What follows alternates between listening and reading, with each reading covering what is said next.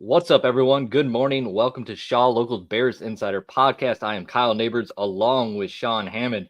It's been a minute since we've been with you guys. The Bears beat the Commanders back on Thursday Night Football. We are now here on Friday, October 13th.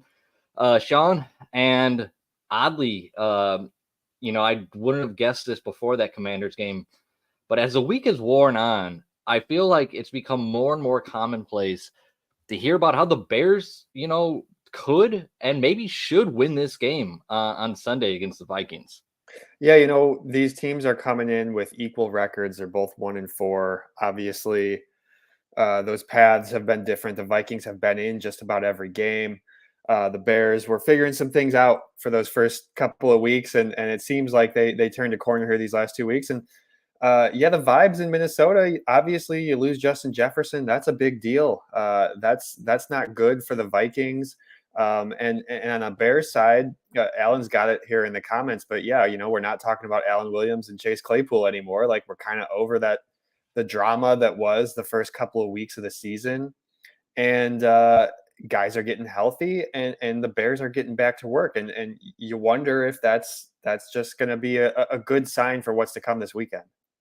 It's nice to, as Alan pointed out, not to have the drama off the field stuff that's been occurring around the Bears for the first month of the season, and really to be able to focus on the X's and O's a little bit here and see some progression from both sides of the football as they come out of this mini bye. If you are joining us live this morning on YouTube, throw a question or comment into the chat. We do appreciate that. Subscribe to the channel. Like the video if you're watching later on, even if you're watching live, actually. If you are watching later on, leave us a comment as well. It helps other people find the channel and find the show. You can get this wherever you listen to your podcast as well. And of course, go to shawlocal.com to find all of Sean's content up there throughout the week. Sean, it's a weird vibe. Like what's going on with the Vikings? Like they overachieved last year. They weren't as good as that record indicated. I mean, they were a playoff team, don't get me wrong. So I expected them to come back a little bit this year. I didn't expect to see them at 1-4. And then, you add this Justin Jefferson injury on top of it. And I was texting a friend this morning who's a Packers fan, right? And he wants nothing more usually than to see the Bears lose. Like he's that guy. And he was like, I think the Bears win this weekend. And that's just kind of, again, it's just strange how quickly that's kind of turned. Yeah, and the narrative, I mean, the narrative up in Minnesota, you're getting Kirk Cousins is getting questions about whether he would waive his no trade clause and stuff like that. As we're about less than a month from the trade deadline, you have to wonder if that's on the table. And yeah, I don't think anybody expected the Vikings to be here at 1-4. It's weird because last year they were the team that always won these one possession games, and this year every single game that they've been in has finished 8 points or less, and they're just not winning those close matchups. So yeah, that luck was gonna run out. You don't expect them. I think their record last year, was more impressive than when you actually watched the product on the field, but they were winning close games, and things were going their way. That big comeback game, of course, comes to mind. And those things aren't happening for them right now. And you've seen them, they've had a tough schedule too. They've had the Eagles and the Chiefs. The Chargers are no like easy team to beat.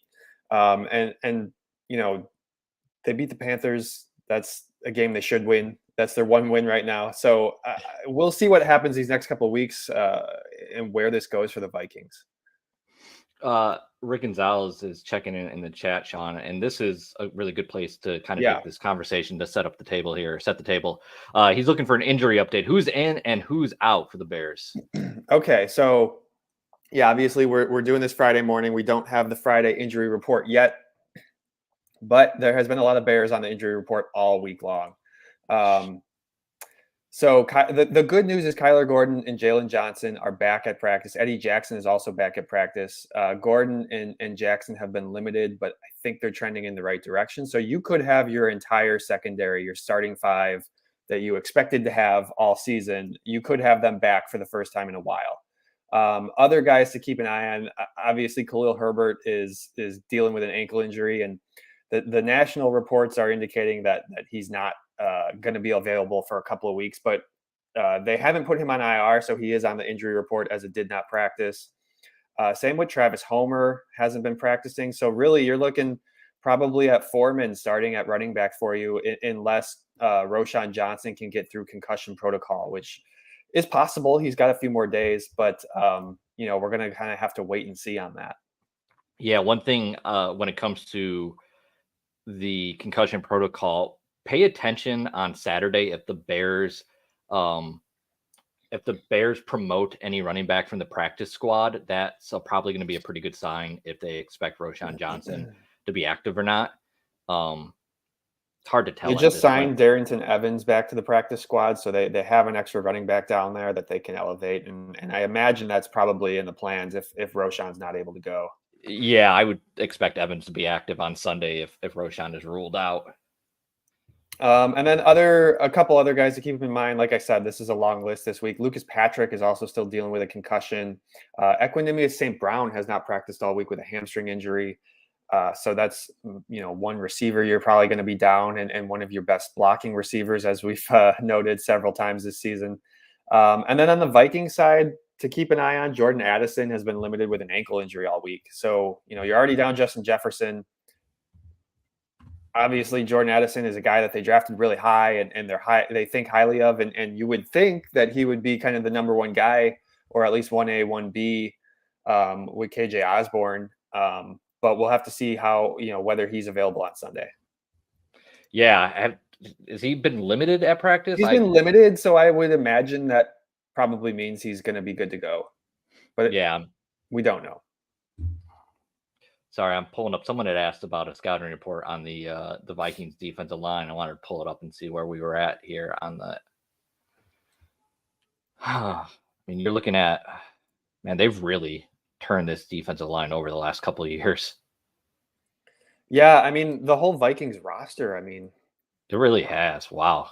In just a year and a half since this new GM took over, I mean, things, there's a lot of new names, especially on that defensive side. Yeah, I'll be completely frank. Like, their defense isn't any good, like, at any level. The Bears should be able to move the ball. CJ Williams asked, Jonathan Bullett's still there? Yeah, he's still there. Let's see. Right now, their depth chart's listed as Bullard, Harrison Phillips, and Dean Lowry as their starting defensive linemen. I forgot Marcus Davenport signed with them. Well, and you look, you dive into the numbers on this defense a little bit too, and yeah, they're 13th against the run, but you can beat this team through the air. They're giving up 240 passing yards a game. They rank dead last in interception rate. So unless you're throwing it right to them, they're not creating a whole lot of turnovers that way. And you would think that this is sort of a recipe that would play into Justin Fields and the way he's been playing the last couple of weeks. Those are both positive signs, I would say. My good buddy Mike B, I think, already was in the chat like very first thing this morning with his usual pound the over. I think this is a big game for Justin Fields as things set up here. He had also commented about block Daniel Hunter and the rest are terrible. I think that's probably a pretty fair thing to say. And the nice thing about the way that this sets up is the Bears also, we're talking about the Bears getting healthy in the secondary. They're finally getting healthy on the offensive line much more than they have been. Like Tevin Jenkins in limited action in that Washington game. We're expecting him to be good to go this week, right, Sean? Oh, yeah, I would expect so. It's possible he's still on a limited snap count, but I don't think so.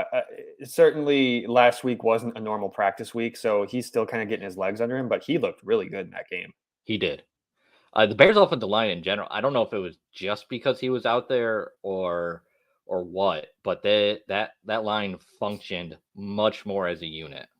Yeah, and I think Nate Davis is a big part of that. He's gotten some regular practice time, and he's gotten back into the routine of things after missing a lot those first 3 weeks, and that matters. All that stuff matters, and then you get Tevin back, and you're one step closer to having your starting five who you expected when the season began.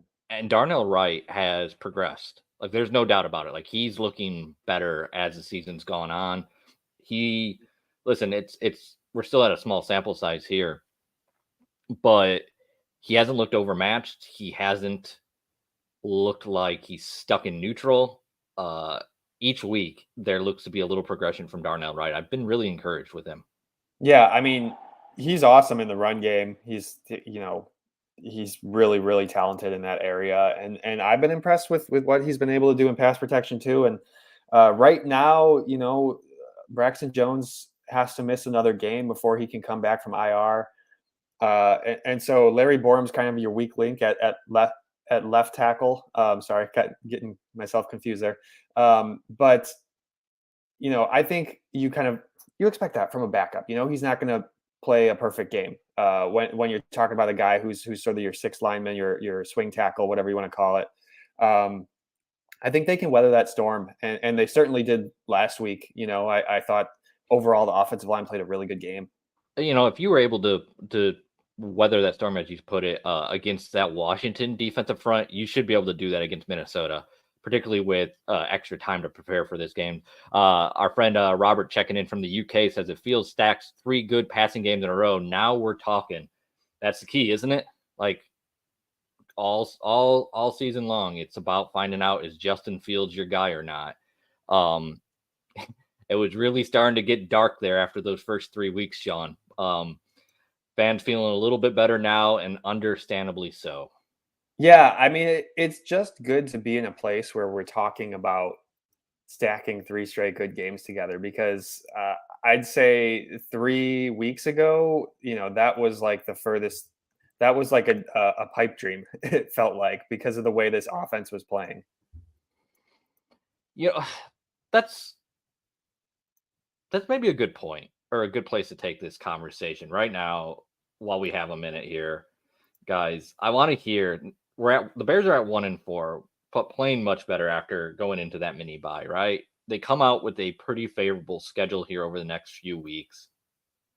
Let's say a month from now, like, do you guys expect the Bears to be like back around 500? Is it more about, as long as Justin Fields is progressing at this point, that's all you care about? Like, what are the expectations for this team after the way they started? Interested to see what people will say. Sean, where do you think things are? Yeah, I mean, I know it's looked better, but at the same time, you're talking about, you still only have 1 win in your pocket. And Right. so, I think it's just, I don't think you can focus on much more than getting a second win, getting that next win.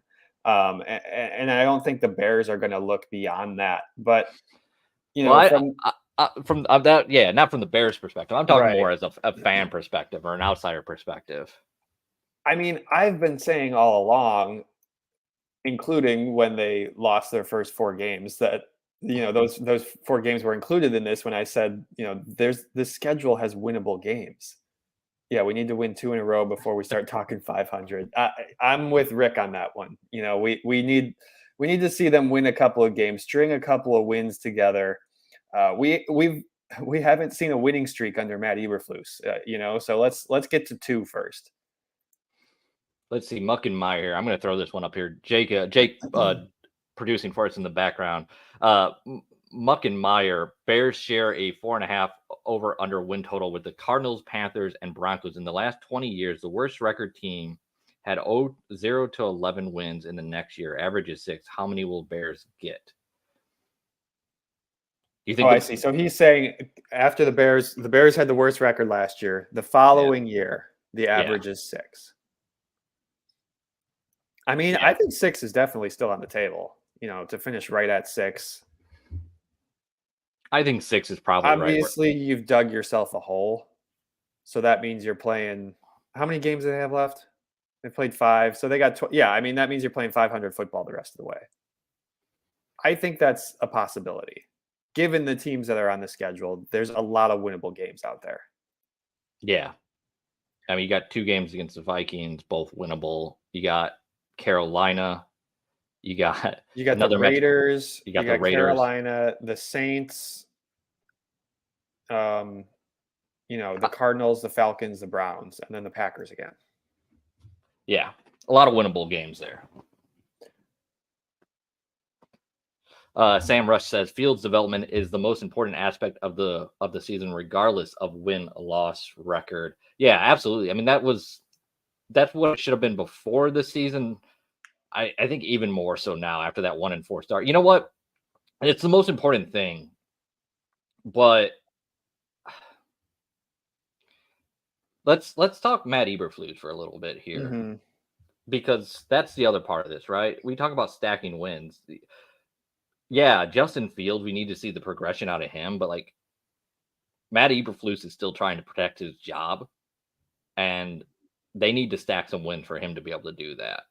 And I think we're going to find out a lot about how aggressive Matt Eberflus is willing to be over the next month or so. I mean, we saw it last year coming out of that mini buy where they had changed the offense.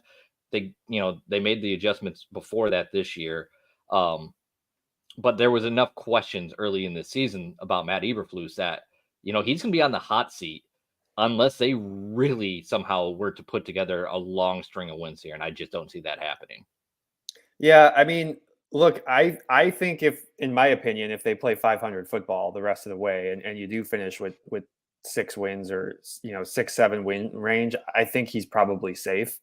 But that's just kind of my opinion. I think if you're talking like 3-4 wins at the end of this season, then absolutely. I mean, you got to take a look at that. And realistically, I mean, Ryan Poles should be evaluating his coaching staff every single year, and regardless of how many games you win. But um, who knows exactly what's going through his mind throughout this process. Yeah, you need progression out of Justin Fields. Honestly, you need more out of your defense. Like if Matt Eberflus is your defensive guy, your hits principal, like they got to get more pressure on the quarterback. Like the defense, the thing is, Justin, as Mike B pointed out, like Justin Fields, if he continues to progress, has a chance to save Matt Eberflus's job because the Bears offense, you really do get the feeling like this Bears offense is going to start scoring more and more points, as they have over the last couple of weeks here on a pretty consistent basis. They're going to give up a lot of points though. And there's got to be some progression from this defense. I think not just from win totals. It's got to pass the eye test. And I'm not sure it's going to get there. Well, I do feel like for the first time last week, Matt Eberflus blitzed a lot against Washington, and it worked. And I don't. The question is whether that's because it was Washington and you got a young quarterback who's taking a lot of sacks, or was it a little bit of a breakthrough for that defense? We don't really know, and we probably won't know for another couple of weeks. If we see them continue to get pressure. Yeah, Rick says I think he goes away from blitzing now that we have our secondary back. I prefer he keep blitzing due to the weak D line. And yeah, I mean,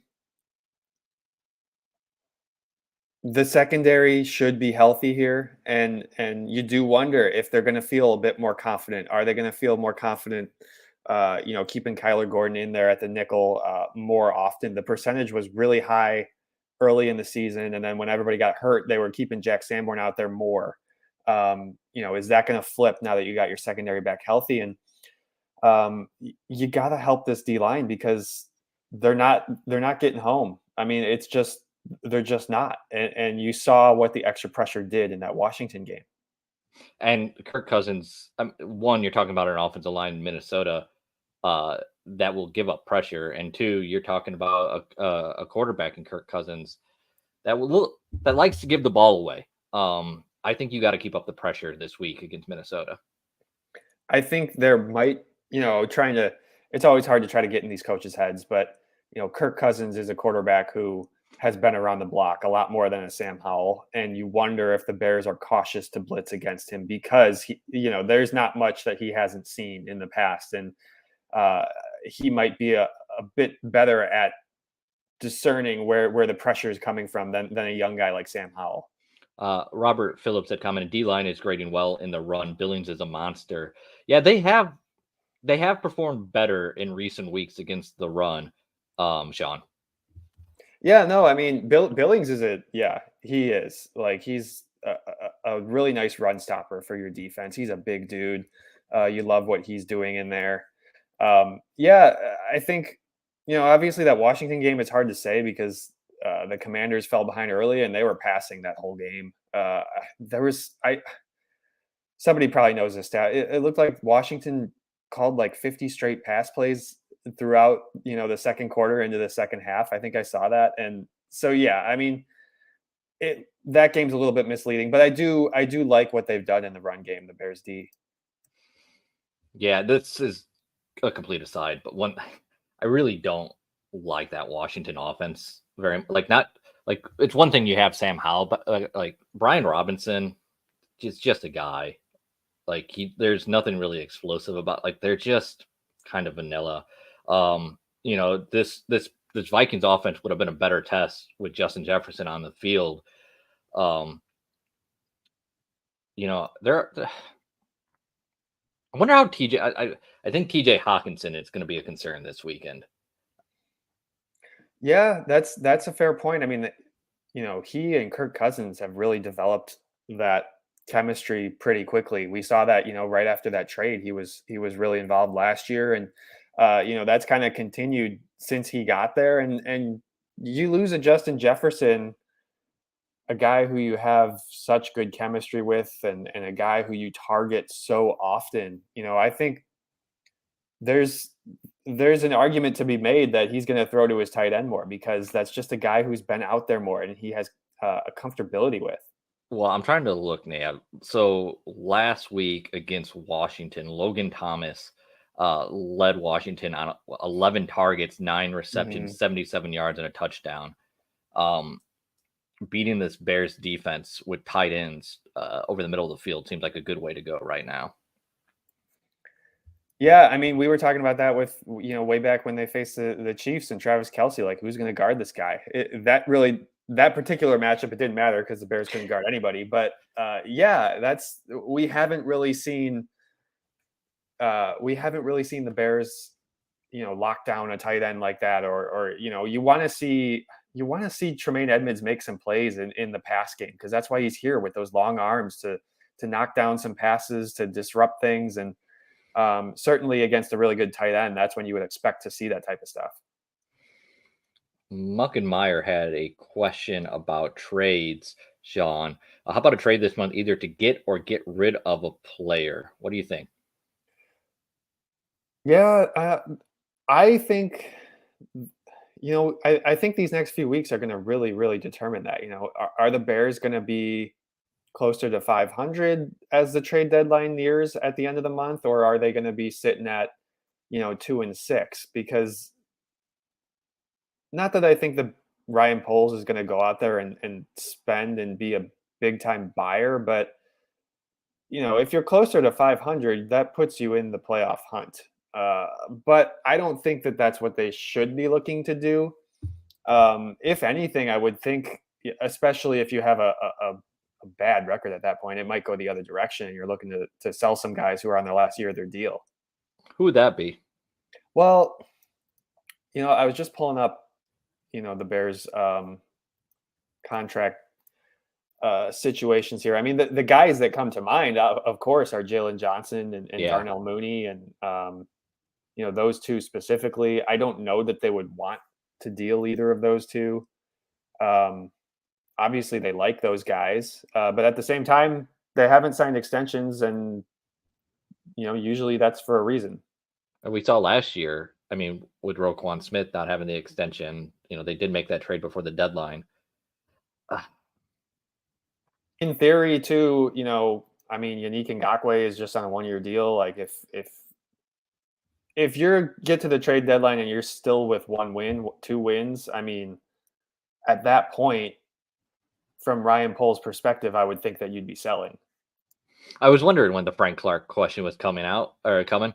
Yeah, report this morning that Denver is going to cut Frank Clark. I would certainly think that the Bears would have some interest there, although he was available this offseason and the Bears did not sign him, right? If I'm not losing my mind, he was in free agency Yeah, that late was just into the this offseason. off season. Yeah. Yeah. So maybe they go back and explore Frank Clark now that they, have a sample size to see where their defensive line is. I mean, I don't know if Frank Clark provides you a lot more than what you already like. Frank Clark is kind of on his last legs. Yeah, and CJ followed up there too. Yeah, assume he's going to a contender. I think this is a guy who wants to win at this stage of his career. Coming from at one point being on those Seahawks teams that were winning 10+ games every season.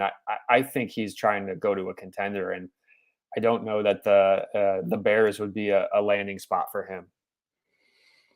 I don't know why Denver. Well, I don't know if that matters. You know what I mean? Like the Yeah, reason he signed with Denver was because he couldn't find a gig, or maybe he was looking for a multi-year deal and couldn't get it. I'll guess there's probably some team, that would take it at a veteran minimum. But I don't know. I don't feel like the market is going to be all that big for Frank Clark after the way the offseason went for him. yeah. He didn't sign until June 13th. Um, I would think it depends what he wants. If he is ring chasing, if he is trying to go to a contender, I'm sure there is a spot for him. There's a team that would make room for him. But yeah, you're not going to find a multi-year deal at this point. Robert had asked, can see Mooney getting more targets after Mooney's last game? He'll be doubled surely, or after Moore's last game, he'll be doubled surely. So Darnell Mooney talked yesterday, Sean. Mhm. What did you take away from that? Yeah, just that, I mean, he's not concerned. Obviously, you got a teammate like DJ Moore doing what he did in that game on Thursday. Darnell was fine with that. And there were plays out there for him to make. That throw really early in the game. It might have been one of the first plays of the game where he and Justin just couldn't connect. And there were maybe two or three plays like that where they just they were off just by a little bit, and Darnell Mooney could have had a couple of nice catches. That stat line would have looked a lot better. Um, yeah, with obviously teams are going to look at DJ Moore and see what he did last week and say, okay, let's see what the Bears can do if we try to cut this guy off and keep the ball in DJ Moore's hands, and that's when your Darnell Mooney's and your Cole Kmets are going to be really important. I don't know if it's going to matter this week against the Vikings. I just don't think their secondary can stop DJ Moore. But yeah, Darnell Mooney, I do feel like the big game is coming for him, where or it breaks off the long touchdown. They just missed on that play early in the game last week, Sean. But quickly, I want to say Ken Nelson Auto Group is a proud sponsor of Shaw Locals Bears Insider Podcast, proudly serving the South Valley area for over 55 years. Ken Nelson Auto Group offers 10 new vehicle franchises in one convenient location right here in Dixon, Illinois. Shop a great selection of new and pre-owned vehicles at kennelsonauto.com. Mike B says Mooney has a very sneaky, underrated game against Washington. He was winning routes and blocking downfield on a lot of those big plays. Sean. Yeah, no, I actually thought his game was a lot better than, obviously you have 0 catches in the stat book. That's what everybody sees. But he Right. played a much better game than that. And Mooney is a guy who's going to give you his full effort, whether he's getting the football or not. All right, we're about a half an hour in, Sean. Where do you want to go with this? Well, yeah, I don't know, Kyle. Yeah, it's It's the weird. It's been a Bears. quiet week It's after. been really quiet this week. It has, and like I think the storylines we're talking about, we're talking about guys getting healthy, and we're talking about, obviously they're coming off a win. Can they keep building on this? Um, it's not the drama that we had those first couple of weeks, and in a lot of ways for the Bears, that's good. You're talking about football. You're talking about trying to win a division game this weekend at home. The weather could be an issue. I don't know if we want to mention that, but uh, you know, as we see today in Chicago, it's been yucky. It's been rainy. Yesterday it was, and today it is, and it's supposed to be that way through the weekend. I don't know how that might affect things out at Soldier Field, but it's October, and the weather is turning, Kyle. Yeah, it's I think the worst of it's supposed to be done by Sunday, but definitely something to monitor with Soldier Field. We'll see how that grass holds up here. Um, So, update on Bears defensive analyst for Flus, Sean. Yeah, thanks, Jake, for throwing that up. That's a good point. Matt Eberflus has been talking about adding somebody. It sounds to me like they're going to do that, just the way he's discussing it. It's just a matter of getting the right guy and finalizing a deal. It's not going to be Rod Marinelli. I think we know that. Matt Eberflus said that Marinelli is happy in retirement, even though that is one of his close coaching mentors. But yeah, I I'm mean, I want anytime we can have Rod Marinelli yeah, in the he's a great building. interview. Yeah. He's awesome. He's a great guy.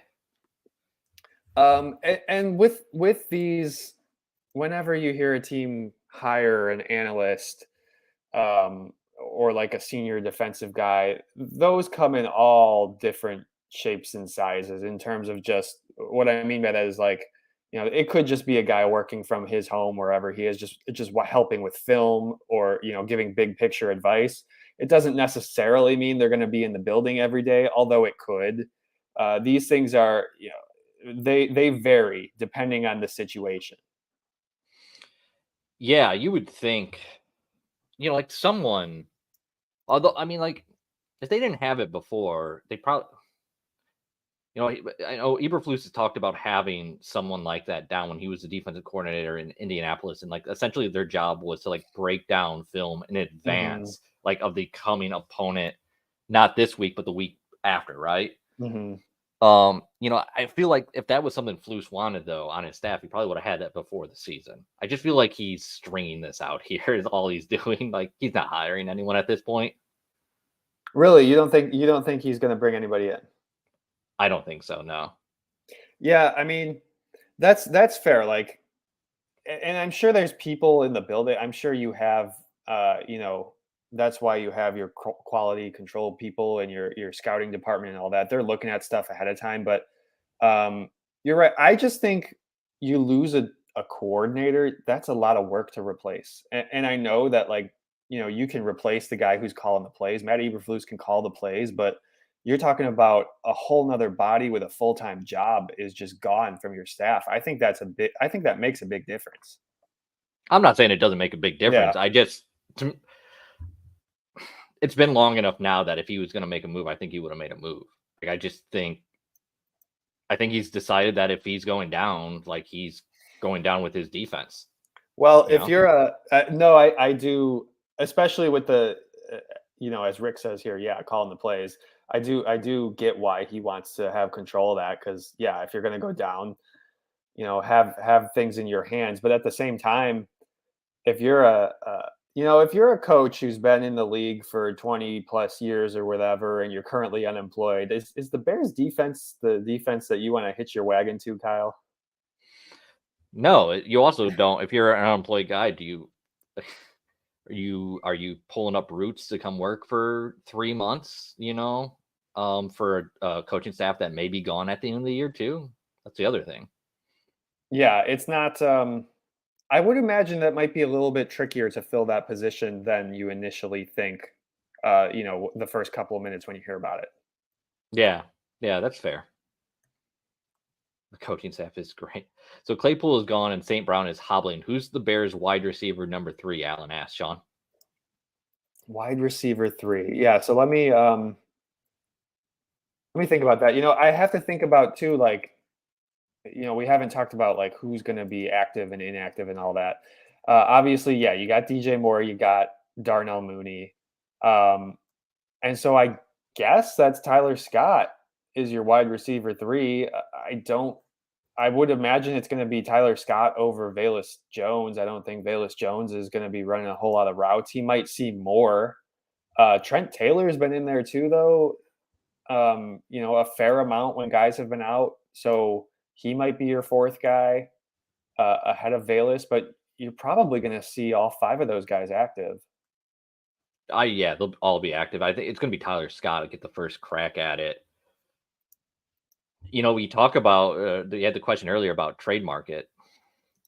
That might be an area that the Bears look at if they are able to get back into contention here or get into that window, right? Like Darnell Mooney is a free agent at the end of the year. Your depth at that position is not good right now with Claypool gone, Equinemius St. Brown hobbled.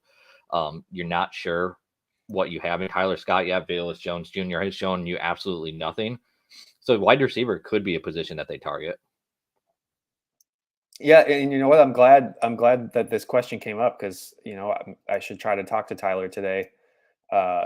Just get his thoughts because yeah, this is if EQ can't go, he's going to be looking at probably his highest snap count of the season. I don't think that's a bad thing. No, I don't think that's a bad thing either. I think that's a really good thing. I mean, Tyke Tolbert has wanted to get him in there more. He said that, the wide receivers coach, and uh, he said that early on. He said that after like week one, and obviously that hasn't really happened for a number of reasons. But this is a clear opportunity to get him in there more. Mark Potash, Potsy checking in. Thanks, Potsy. With Tyke Tolbert said Tyler Scott is going to get more snaps Sunday than he's been getting. I think like this does again against a bad Viking secondary. Um, Sean, I don't. I just have a feeling we got another big game coming from Justin Fields here. Yeah, I mean, I certainly could see it. Things are rolling right now. You it doesn't have to be complicated. Throw the ball to DJ Moore unless the Vikings can stop him. At the end of the day, we're talking about wide receiver three here, and while that's important, I would like to see Tyler Scott run more routes, and I think he could be a really good player. He seems like he reminds me in some ways of Darnell Mooney as a rookie, just a guy who like came in and got it. Really loves the game and seems to like think click for him quickly. But yeah, like you look at the Vikings defense, there's opportunities there. I don't know if they're going to be able to stop DJ Moore, and certainly I would expect Darnell Mooney to have a better stat line than he did last week. Could see a couple more two tight end sets too, with Robert Yeah, Tanyan getting healthier as it's seen gone on. We've seen him get a little bit more involved in the offense over the last couple of weeks, Sean. yeah, and the question up here, Robert Tunyon only 4 catches this season. I am a little surprised by that. I did expect him to be a bigger part of the plan, especially early in the season. It seemed like they wanted to get those two tight end sets out there more. The snaps have gone up, but yeah, obviously the catches and production isn't there. But at the same time, Cole Well, Kmet's still going to be your number one at that spot. I thought Tanyan he dealt with an injury late in He camp, or did. So I kind of felt like he only played 4 snaps in the opener. right. Um, That's what I'm thinking about. Yeah, he was not on the practice report at all that week, and then he was a late addition on Saturday, right before the game, and so you wonder just whether that's been affecting him. He hasn't been on the injury report since then, but that was just a weird situation, and then he only played 4 snaps in the opener, and clearly that had to do with some sort of nagging injury.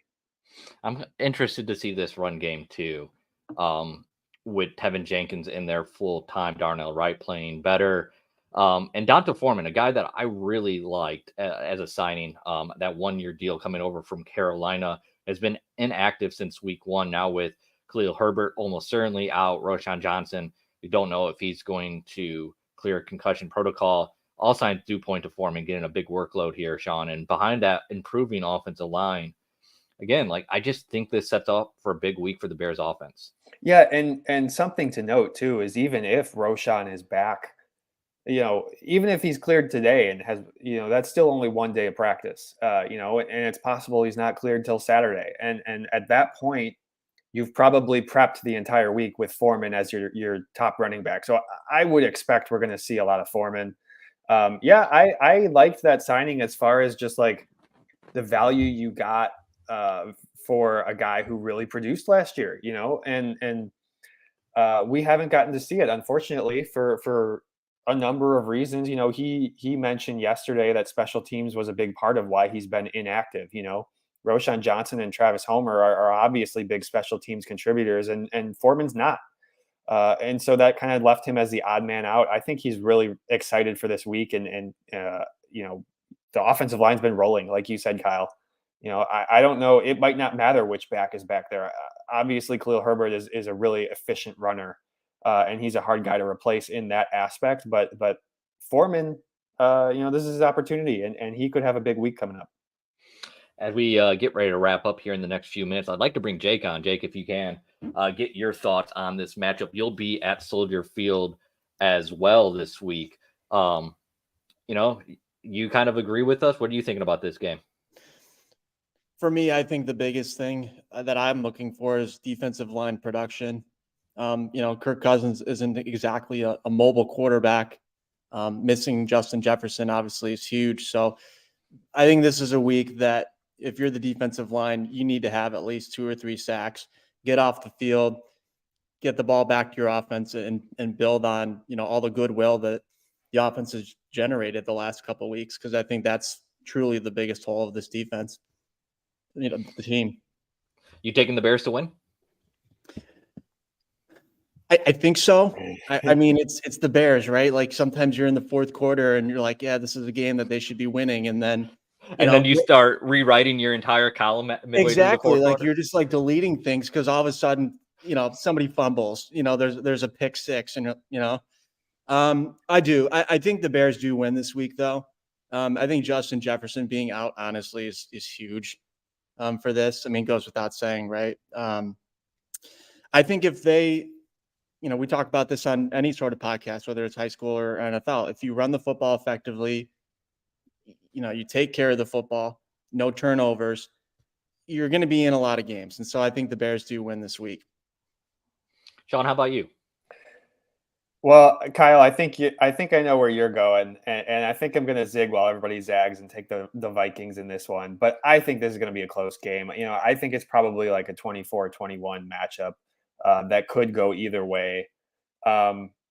It's funny you say that, Jake, because after DJ Moore's like 230-yard game and everything, we kind of forget that was a 10-point game and the Commanders had the ball, late in that. And you kind of had that sinking feeling for part of that game. I know they won 40-20, but there was a little stretch there in the second half where you're like, oh no, is this happening again? No doubt. When the Commanders scored and the Bears immediately went 3 and out after, you're like, oh no, they're going to do it again, aren't they? And so there's still a part of me that, I know they won that game. They won it by 20 points, but there's a part of me that is just worried about this matchup and Kirk Cousins and a bit of a letdown potentially happening. Man, if they have go ahead, Jake. I mean, I was just going to say, Matt Eberflus is still fighting for his job. Yeah. Right. Like he needs these wins. And you guys talked about it earlier with the way that the schedule is coming out. Like they need to keep stacking wins. And this is a winnable game. I go back to last year, there was, I know they got the number 1 overall pick, but there were games that they were in the fourth quarter.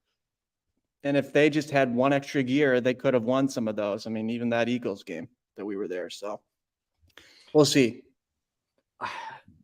Matt Eberflus is not off the hot seat, Jake. That's a really good point. Like, right? Exactly. If they've had 10 days now to prepare for Minnesota, a 1-4 team coming to Soldier Field without their best player. If they come out flat and lose the game, yeah, I mean, there's a chance that Eberflus loses his job. Like, I don't know he can afford a loss in this game even.